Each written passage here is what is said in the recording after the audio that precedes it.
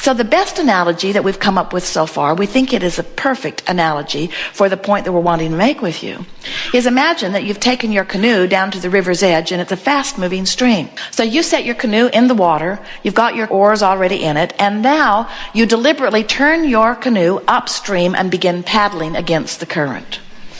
And we would say to you, friend, why not turn and go with the current?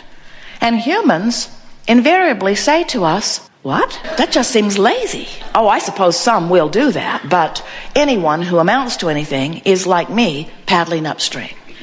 Because there is not gain without pain, humans say. And anyway, I've learned it from all the others, and anybody that is amounting to anything, at least they'll tell you, you got to paddle upstream. It's what my mother did, it's what her mother did. It's just what we all do. And it seems, you say, that all of the rewards and monuments are left to those who struggled the hardest. The harder the struggle, the bigger the monument.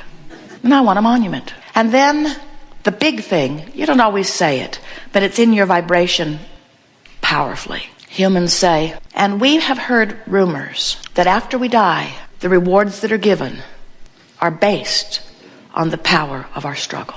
Virtue, all that stuff I want.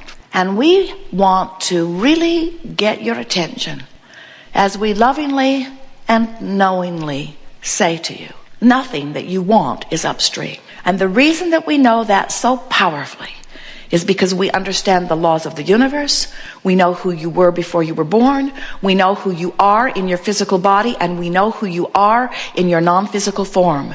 And we know that the expanded version of you stands in this vibrational place with law of attraction responding to it, and we know that this stream of life, the current of life, this river of life is about that.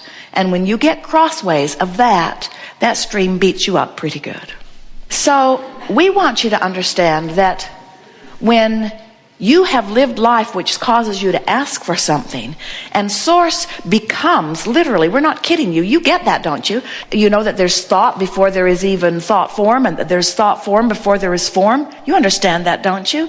In the evolution of the manifestation of things, you know that there's the idea first. And so even your planet, everything that you know that is physical was at one time an idea. So as you've lived life and you have this idea of what you want, this idea is then embraced by non-physical, and it is tended there until it becomes form. And it is not just a flimsy, whimsical sort of thing. It's an idea that you have incrementally built even before you got here in this body. There are parts of this you that is in the process of becoming that you set forth while you were only non-physical energy. And now you're here living and adding to it. It has become a viable force of life. It is a powerful point of attraction, and it calls you. And when you go, oh, you feel so good. And when you try not to go, oh, you feel so bad. It's sort of like the rock that is rooted to the floor of the stream, and the stream rushes past it. And the thing that we want you to understand here is that you are in such control because you did it all. You created the movement of the stream, and now you are creating your position in the stream. It is our strongest desire for you that when you leave here today, you understand one simple thing, and that is, when you're paddling upstream, negative emotion is present, which means you're talking about what you don't want, which means you're looking at what is in relationship to what you want, and you're complaining about what is. When you're paddling upstream, all you have to do everything that you were born to do is just, you ready? Stop paddling upstream. Just stop it. We're done. Let's go. Just don't do that. Just don't paddle upstream, because sometimes our physical friends say, well, Abraham, if over here where the positive emotions are, and over here's where the negative emotions are, and I'm over here where the negative emotions are, shouldn't I work hard, get my boat turned around, put a motor on it, and get over there into the pure positive energy? And we say, it's nicer over here, but if you think that you've got to turn it around, and you think that you've got to then put a motor on it, that you think you've got to make it happen, then you have not heard us yet about the power of the stream. You don't have to put a motor on a boat that's on a fast-moving river. The stream will take you. You don't even have to turn your boat around. Just stop paddling upstream. The stream will turn your boat around, you see. And this turning point is the thing we want you to leave here knowing, feeling in your belly. This turning point is the point of relief. And the reason that we want you to focus on it so powerfully is because this turning point is enough. And it's got to be enough because it's all you've got. And it is enough. And it's all you've got. And it is enough. But it's all you've got. It's enough, but it's all you've got. You get it? It's all you've got. It's enough, but it's all you've got. And the reason that we are amplifying that to the point of ridiculous is it's all you've got. It's all you've got. It's all you can do. All you can do, all the power that you have right now is feel worse or feel better. You don't have the power to feel great from where you are. You can't set your radio dial on 6:30 a.m. and hear what's being broadcast on 98.7 FM. The frequencies are different. You can't quantum leap, but you can stop paddling upstream, which means the natural stream will turn you. And from your physical form, this is the way you're living your life. You give birth to the new idea, which gets a stream going, and you give birth to the new idea, which gets a stream going. You give birth to the new idea, which gets a stream going. You give birth to the new idea, which gets a stream going. And then you say, I don't like that. And so you're pointing upstream. And then most humans live their entire lives mostly pointed upstream while the stream drags them downstream anyway. If you just let go of the oars, there'd be no resistance. But the fact that you're working so hard to defend, to justify, to rationalize, to be right, to compare, all of that defending is holding you in resistance to the stream that's going to take you anyway. And the faster your stream is moving and the harder you're paddling upstream, then the more contradiction and the worse you feel and the sicker you are. Every illness that is known to man is about what we just described to you. Every headache, every ulcer, every nosebleed, every toothache, every cancer, every AIDS, every car crash, every single thing that ever happens to anybody which is not in vibrational alignment with what you want is about you and your relationship with the stream. Jerry and Esther have navigational systems. You probably do too in your vehicles. And the system knows where they are. They program where they want to go, and then the system calculates the route. You have exactly the same thing going on within you.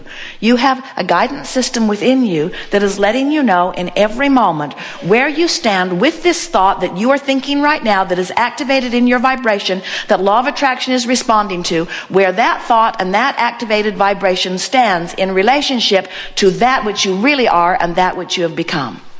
And if you feel good, then you're a match. And if you feel bad, then you're mismatched. And if you feel bad, you know what to do. Let go of the oars. It happens, doesn't it? You get focused upon something that is important to you, that isn't going the way you want it to, or something that you've seen in the news, or something that you saw on a bumper sticker that triggered a thought. In other words, all kinds of things happen that trigger those thoughts. But by stopping and taking a beat and asking yourself, is this an upstream thought? In other words, does my inner being feel the way I'm feeling about this subject? And what you begin to notice is if you're appreciating, if you're praising, if you're looking for positive aspects, if you are complimenting yourself or someone else, if you are feeling good about the subject, if it's praiseworthy, if it's something that is in vibrational alignment with who you are, when you say it, you can feel that you've turned in the direction of source. You can feel that you're going with the flow. And if it is critical, if it is something that is critical about you or about someone else, if it's talking about the earth not going well, if it's talking about politics not going well, if it's talking about doomsday, if it's talking about the world not thriving, if it's talking about any of those things that humans get fixated on, that your inner beings know are not true, that your inner beings know that there is nothing in all of the universe that you need to worry about, when you get fixated on things like that, you separate yourself temporarily from who you are, and your negative emotion is the indication of it. The tricky thing with so many of you is that not just you, we mean you, humans, dear hearts, is that you have been so commonly focused upstream because you've watched television, you've read the books, you've been in environments, you've talked about so many things that they feel normal to you even though they don't feel good to you. And this is the thing that we want to awaken within you. We want you to understand that in terms of true normalcy, in terms of who you really are, if it doesn't feel really good, it isn't really normal.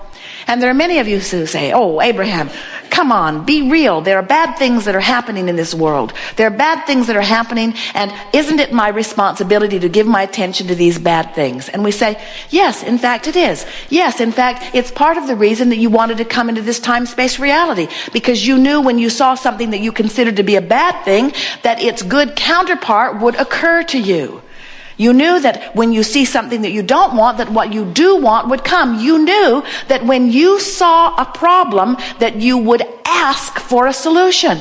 You knew that when you saw a tragedy, that you would ask for an improvement. You knew that when you saw a genocide, that you would ask for something more. You knew that when you saw starvation, that you would ask for people to be fed. And this world, with all of your technology and all of your interdimensionality and all of your ability to interact with one another so proficiently and in a timely manner, in other words, you have instant communication worldwide. There has never, in all of the universe, been a time where more dynamic creating has been going on. There has never been more asking than the likes of this human race at this time, which means the stream has never moved so fast, which means the potential of the ride of your life is upon you, and the potential to be bashed upon the rocks is upon you. In other words, look at what's happening in your environment. Even the newscasters are telling you now. The crevasse between those who have and those who have not is a stark contrast now. The sick are sicker than ever, and with all of this technology, and the well are weller than ever, and the poor are poorer than ever, and the prosperous are more prosperous than ever. In other words, the middle ground is going away. Lou Dobbs is very upset about that. And what he doesn't understand is that law of attraction amplifies wherever your vibration is. And as this stream moves faster and faster and faster, it really serves you to find a reason to go with the flow. And as this stream moves faster and faster, you feel the negative emotion stronger. In other words, you can't be paddling upstream in a fast-moving stream without it taking a greater toll on you. And so now you have a conscious awareness of the stream. In fact, you know everything. You just heard it. You now know who you are. You now know why you're here. You now know what to do. You will never again feel negative emotion and not know that you're pointed upstream. And this is the most important comment in the entire seminar. Being pointed upstream is just fine, because now you know what to do. Make peace with where you are. I am where I am. It doesn't matter where you put your boat in the stream. The stream is moving, and it's moving toward what you want, so it does not matter where you put in. What you're going to begin to understand as you begin to deliberately play this letting go of the oars and turning in the stream, what you're going to begin to understand is that this river will take you to everything that you want, but that life is going to cause you to keep asking for more. So you're not ever going to get it done. And if you begin to relax and enjoy the movement toward what you are wanting, oh, now we hear you say, oh, that's right, Abraham, you don't have rent to pay. You don't need food. So, of course, you're happy if we just think happy thoughts. And we say, really, we are. Because when you think happy thoughts, when you go with the flow, you're happy. And that's why you want everything anyway. There isn't anything you want for any other reason that you think you'll feel good when you get it. But when you are happy before you get it, then not only are you happy, which is the greatest trophy of all, but then you have to get it. People say, well, give it to me and then I'll be happy. You say, it doesn't work that way. You got to be happy and then you'll get it. Well, I would be happy if I had it, so can't you arrange it so that I get? And we say, the vibration comes first. You have to line up with it first. And you've already done most of the work. You've lived the life which caused you to give birth to it. Source energy has become it and has created this powerful energy vortex that is summoning you. The call of Source is so powerful. What does the call of Source sound like, you say? Harps. The call of Source doesn't sound, it feels. And the best word that we can give you so that you'll know that you're feeling the call of Source or the call of your expanded being, the word is relief. Every time. If you're feeling fear and you let go of the thought, you're not going to go immediately to joy and ecstasy, but you will feel relief. If you're feeling frustration and you let go of the thought, you're not going to feel ecstasy, but you will feel relief. If you're feeling appreciation and you deliberately beat the drum of appreciation, there still is relief. There is no place in this stream from which you cannot find an improved vibration.